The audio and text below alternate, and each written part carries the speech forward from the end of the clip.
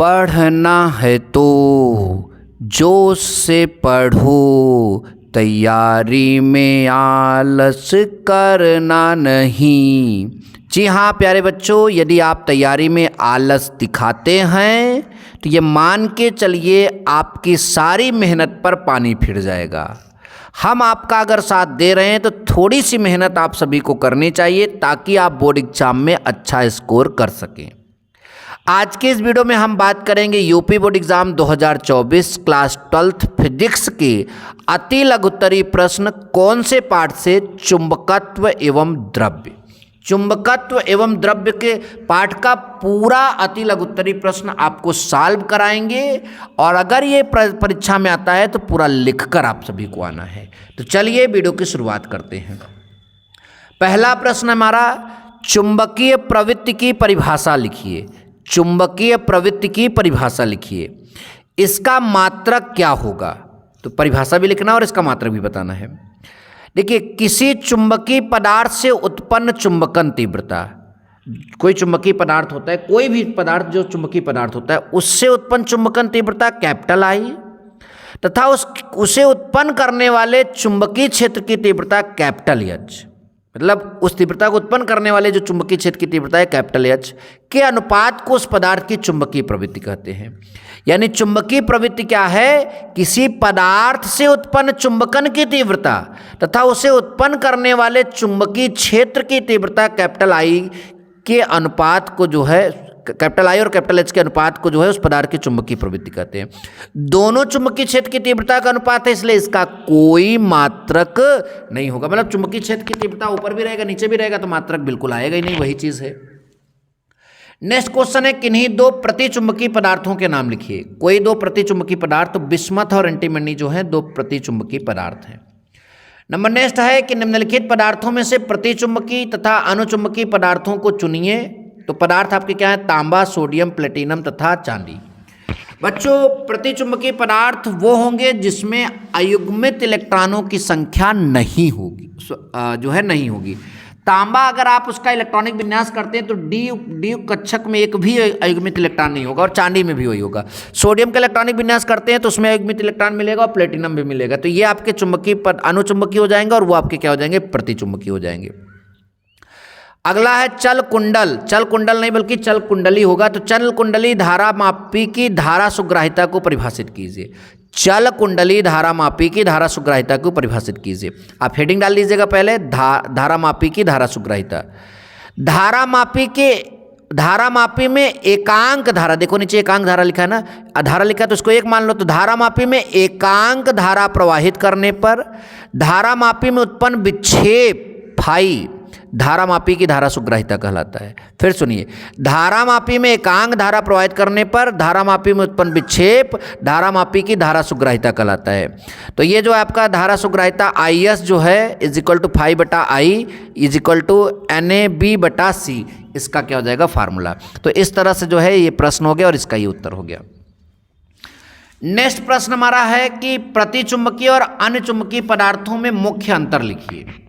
तो डेफिनेशन लिख देते हैं, एक दो बातें बता देते हैं, अंतर हो जाएगा यहाँ पर। ऐसे पदार्थ जो तीव्र प्रबलता के चुंबकीय क्षेत्र में रखने पर क्षेत्र की विपरीत दिशा में आंशिक रूप से चुंबकित होते हैं वो आपके प्रतिचुंबकीय पदार्थ कहलाते हैं। फिर सुनिए, ऐसे पदार्थ जो तीव्र प्रबलता का बहुत प्रबल चुंबकीय क्षेत्र रहेगा उसमें उन पदार्थ को रख दिया जाए तो क्षेत्र की विपरीत दिशा में आंशिक रूप से चुंबकित होते हैं तो प्रतिचुंबकीय पदार्थ कहलाते हैं।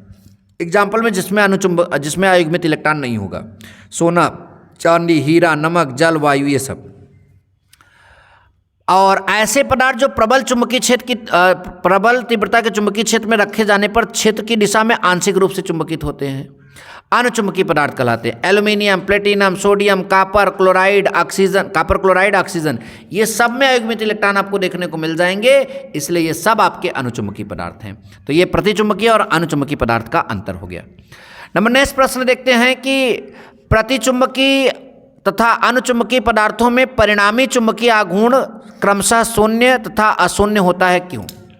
तो देखिए, प्रतिचुंबकीय पदार्थों में परिणामी चुंबकीय आघूर्ण शून्य होता है क्योंकि इनके परमाणुओं में प्रायः इलेक्ट्रॉनों की संख्या सम होती है। तो एक एंटी क्लॉक और एक जो है क्लॉक वाइज का जो मिला देंगे तो पूरा शून्य बन जाएगा। और अन्य चुंबकीय में परिणामी चुंबकीय आघूर्ण अशून्य होता है क्योंकि इनके परमाणु में प्रायः इलेक्ट्रॉनों की संख्या क्या होती है, विषम। तो यहाँ विषम होगी तो जो विषम इलेक्ट्रॉन होगा उसी के कारण चुंबकीय आघूर्ण आ जाएगा, उसी कारण चुंबकीय आघूर्ण आ जाएगा, तो वो परिणामी चुंबकीय आघूर्ण अशून्य हो जाएगा, मतलब कुछ ना कुछ वैल्यू हो जाएगी। अच्छा, अगला क्वेश्चन है, किसी धारावाही लूप का क्षेत्रफल इतना है, उसमें इतनी धारा प्रवाहित होती है, तो इसका चुंबकीय आघूर्ण क्या होगा। तो क्षेत्रफल लिख लीजिए, आपका ये मीटर स्क्वायर में दिया है, और धारा लिख लीजिए। और यहाँ पर जो है फेरों की संख्या जो है, ये लूप एक ही बार चक्कर लगाया तो ये आपका हो जाएगा। फेरों की संख्या ना भी लिखेंगे तो चुंबकीय आघूर्ण M=IA, फेरों की संख्या रहेगा तो NIA। ठीक, तो 1 × 1 आपका जो है धारा और ये आपका 1 क्षेत्रफल है, तो उत्तर कितना आएगा, 1 एम्पियर मीटर स्क्वायर। चुंबकीय आघूर्ण का मान कितना आएगा, 1 ampere metre square. Number next आपका है कि किसी पदार्थ की चुंबकीय प्रवृत्ति 0.9853 है, पदार्थ की आपेक्षिक चुंबकशीलता का मान ज्ञात कीजिए। तो चुंबकीय प्रवृत्ति हमारा दिया है, हमने नोट किया, पदार्थ की आपेक्षिक चुंबकशीलता का मान होता है μr चुंबकीय प्रवृत्ति +1।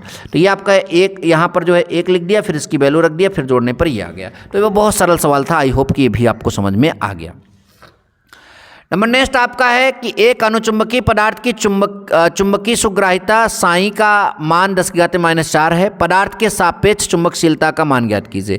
इसकी वैल्यू दिया गया, सापेक्ष चुंबकशीलता का मान ये आपका यहाँ पर निकालना है।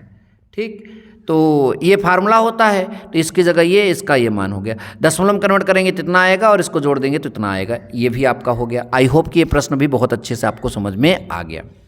नंबर नेक्स्ट प्रश्न अगर हम देखें तो यहाँ पर हमारे पास है, एक परिनालिका में पास लपेटे गए 800 फेरे हैं तथा इसके अनुप्रस्थ काट का क्षेत्रफल इतना है, तो इसमें प्रवाहित धारा इतनी हो रही है, तो चुंबकीय आघूर्ण का मान ज्ञात कीजिए। क्षेत्रफल हमारा इतना दिया है, मैंने लिख लिया, जो फेरों की संख्या दिया लिख दिया, धारा का मान मैंने पहले क्वेश्चन जो पहला न्यूमेरिकल है उसी टाइप का है। तो चुंबकीय आघूर्ण M बराबर फार्मूला क्या होगा, NIA। तो N की वैल्यू कितना है हमारा 800, I का वैल्यू हमारा कितना है 3 एम्पियर, और A की वैल्यू हमारा 2.5 × 10⁻⁴। तो आपका यहाँ पर जो है ये इसका गुणा करिए, 8 3 कितना हो जाएगा 24, और 24 का 2.5 बार गुणा करिए, 2.5 बार, 24 × 48 और फिर 12 कितना हो जाएगा, यानी ये पूरा हो जाएगा आपका 60 यानी 6000 × 10⁻⁴। इसमें 3 जीरो है, और ये दशमलव अगर यहाँ जाएगा तो चारों, मतलब कि ये 4 अंक जाएगा, 4 अंक इधर जाएगा, दशमलव 10 घाते यहाँ पर दशमलव आएगा, 10⁻⁴ प्लस में आएगा, और ये इसको कैंसिल कर देगा।